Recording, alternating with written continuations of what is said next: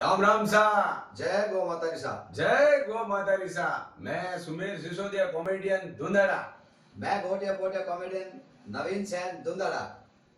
आप सभी भक्तों से निवेदन है कि एक शाम गौ माता के नाम विशाल भजन संध्या रखी गई है।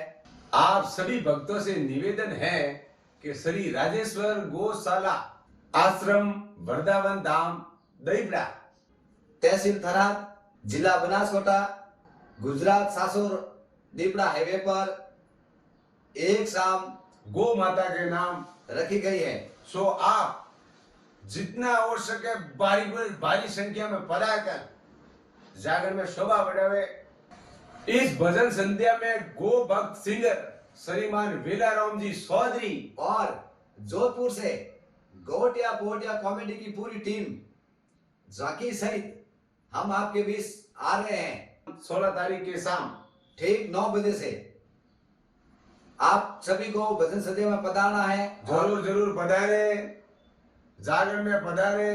गोटिया पोटिया भी आप सामने आवेला, विडोरो भी धोरो मनोबल बढ़ावे। वेलाराम जी चौधरी आपने घना भजन हुनाई, मनोबल बढ़ावे, जागर में शोभा बढ़ावे।